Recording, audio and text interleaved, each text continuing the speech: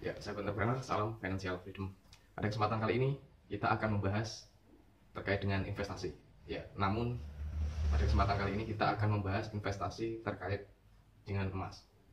Di sini nanti kita akan membahas terkait dengan kelebihan dan kekurangan dalam berinvestasi emas. Dan tentunya sebelum lanjut seperti biasa jangan lupa klik like, subscribe dan juga share ke teman-teman kalian agar video kita bermanfaat bagi banyak orang.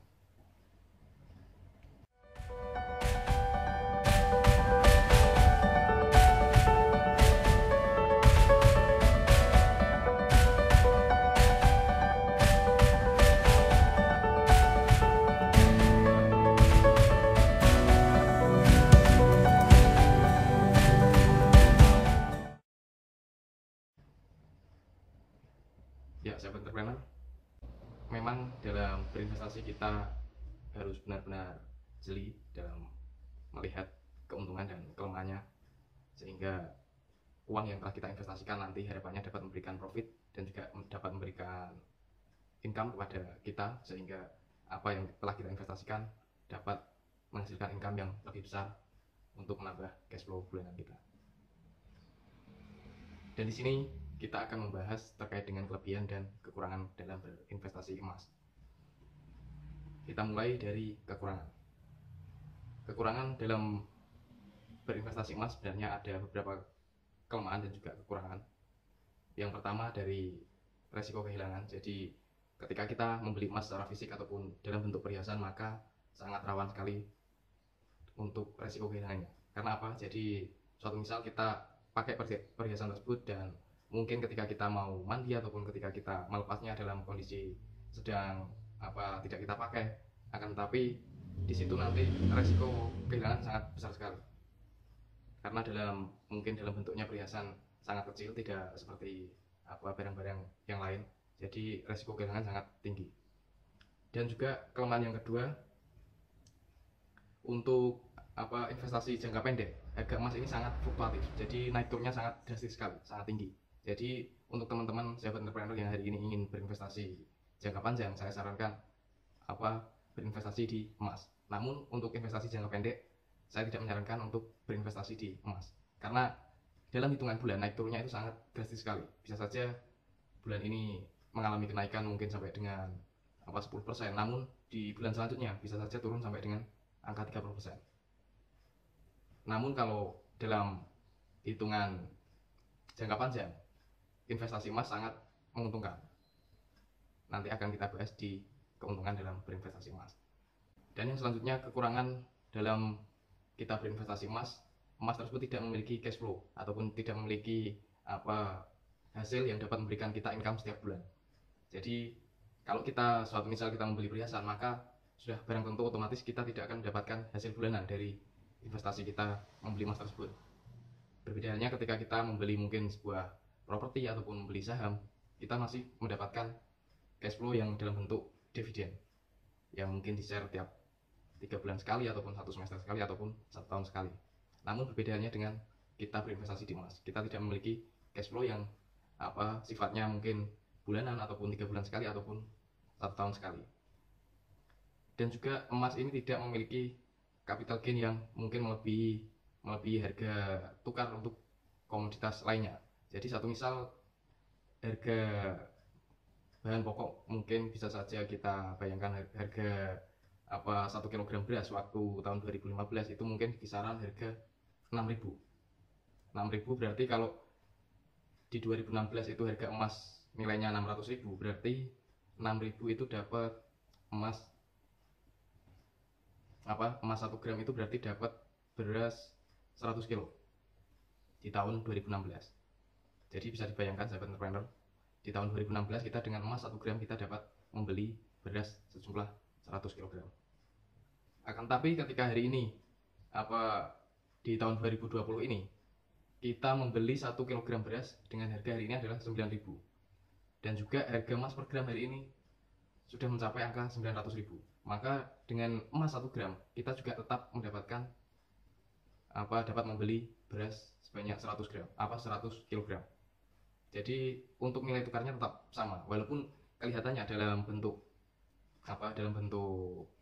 perhitungan uangnya kita mengalami kenaikan dari 600 ke 900, mengalami kenaikan sekitar 300.000.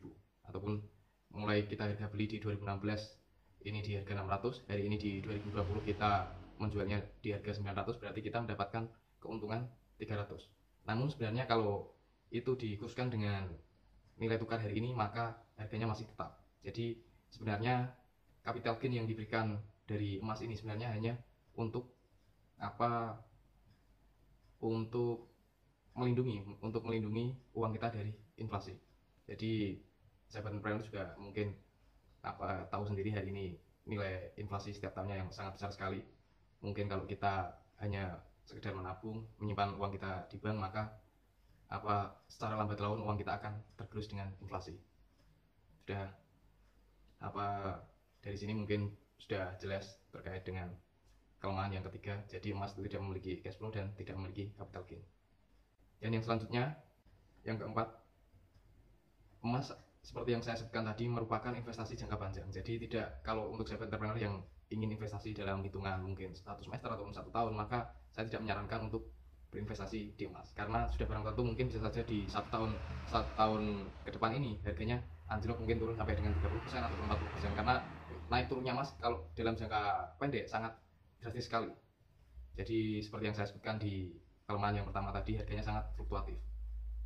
Dan yang selanjutnya, yang kelima, kekurangan yang kelima untuk berinvestasi di emas ini, ketika kondisi ekonomi dalam keadaan stabil, harganya cenderung sangat melambat. Jadi kenaikan harga itu sangat lambat sekali ketika kondisi ekonomi hari ini berjalan stabil. Namun berbedanya ketika mungkin ekonomi kondisinya seperti hari ini, kita dalam masa pandemi. Jadi naik turunnya itu juga sangat drastis sekali. Dan nanti akan saya perlihatkan dari mulai dari tahun 2015 sampai dengan tahun 2020 hari ini, bisa dilihat di sebelah. Jadi mulai dari tahun 2015 harga emas per gramnya masih 400.000 sampai dengan tahun 2020 hari ini harganya sudah mencapai 902.000. Jadi kalau dalam jangka panjang trafiknya tetap mengalami kenaikan. Jadi bisa dilihat kenaikannya juga mungkin sampai dengan 2 kali lipat kalau kita lihat dalam kurun waktu 5 tahun. Namun di sini sahabat entrepreneur memang dari berbagai kekurangan, dan di sini saya akan sampaikan kelebihan kita dalam berinvestasi di emas. Di samping berbagai kekurangan yang saya sampaikan tadi, memang emas juga memiliki kelebihan untuk kita mengalokasikan keuangan kita dalam investasi bentuk emas ini. Yang pertama, emas sifatnya liquid, jadi mudah untuk kita mencairkan dalam bentuk uang. Kapanpun kita mau dan dimanapun kita mau, emas itu dapat kita cairkan sewaktu-waktu. Suatu misal kita memiliki perhiasan dengan mungkin berat 5 gram ataupun 10 gram. Ketika kita misal membeli perhiasan tersebut di kota asal kita, mungkin seperti halnya ketika saya membeli di Surabaya, dan ketika saya bepergian ke Jakarta dan kebetulan tidak membawa uang secara tunai, ataupun mungkin kehabisan uang secara tunai, maka emas saya 10 gram itu ketika saya jual di Jakarta, harganya harga per gramnya pun juga masih sama. Mungkin ada penurunan kalau di perhiasan itu biasanya ada potongan harganya. Namun ketika kita menjual sewaktu-waktu dimanapun tempatnya, pasti akan langsung dibayar. Jadi bisa dipahami sahabat entrepreneur, yang keuntungan yang pertama kita berinvestasi di emas adalah sifatnya emas itu mudah cair ataupun sangat liquid. Jadi ketika kita butuh uang sewaktu-waktu, kita bisa mencairkannya. Dan yang kedua, di samping emas tadi sifatnya liquid, dalam kita berinvestasi emas kita bebas terhadap pajak. Jadi mungkin ini juga salah satu pertimbangan kita mengapa kita harus mengalokasikan mungkin sebagian keuangan kita di emas. Jadi emas itu bebas pajak. Bedanya ketika kita berinvestasi di di sebuah perusahaan, kita berinvestasi dalam bentuk pembelian lembar saham di sebuah perusahaan, maka ketika kita mendapatkan dividen, sebelum kita menerima penghasilan bersih, kita masih dikenakan ataupun dipotong pajak. Namun perbedaannya dengan emas, ketika kita membeli di harga 600.000, kita menjual di harga 900.000, kita tidak dikenakan pajak secara langsung. Jadi ini salah satu kelebihan kita berinvestasi di emas. Dan yang ketiga, ini yang sangat penting. Jadi seperti yang saya sampaikan tadi di awal tadi, di kekurangan kelemahan dalam kita berinvestasi di emas. Jadi emas ini sifatnya melindungi uang kita dari predator yang namanya inflasi. Jadi mungkin sahabat entrepreneur juga tahu setiap tahunnya nilai persentase inflasi itu sampai dengan mungkin kisaran sampai dengan 6% ataupun 8% ataupun sampai dengan 9%. Kalau kita hanya menyimpan uang kita dalam bentuk tabungan, maka sudah barang tentu secara lambat laun akan tergerus dengan inflasi. Walaupun dalam bentuk tabungan nilai dari tabungan kita bertambah karena adanya bunga setiap bulan, akan tetapi untuk nilai tukarnya dalam hitungan 1 ataupun 2 tahun ataupun 3 tahun ke depan, nilai tukarnya akan berkurang sangat banyak sekali.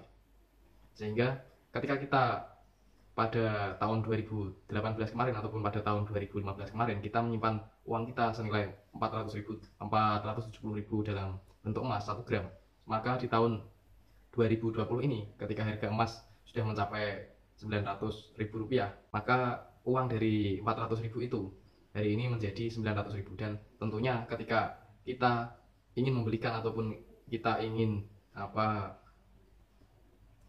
ketika kita ingin membeli sebuah barang yang kita inginkan, sudah barang tentu nilainya tetap akan sama. Seperti yang saya contohkan tadi, ketika kita membeli 1 kg beras di tahun 2015 harganya mungkin masih di angka 6.000, dengan harga emas pada waktu itu di tahun 2016 harganya per gramnya 600.000, maka kita dapat membeli 100 kg beras dengan emas 1 gram. Jadi dengan uang 600.000 kita di tahun 2016, pada tahun 2016 itu kita dapat membeli beras sebanyak 100 kg. Dan hari ini dengan adanya kenaikan harga emas menjadi 900.000, kita masih tetap dapat membeli beras sebanyak 100 gram. Ya, ini salah satu keuntungan kita berinvestasi di emas. Jadi emas itu sifatnya dapat mengamankan uang kita. Di samping tadi beberapa keuntungan tadi, kita bebas dari pajak, kita juga dapat mengamankan uang kita dari predator inflasi. Ya, demikian sahabat entrepreneur video kita pada kesempatan kali ini. Semoga video kita bermanfaat. Jangan lupa klik like, subscribe, dan juga share ke teman-teman kalian agar kita dapat memberikan manfaat ke lebih banyak orang lagi. Demikian video kita pada kesempatan kali ini. Salam financial freedom.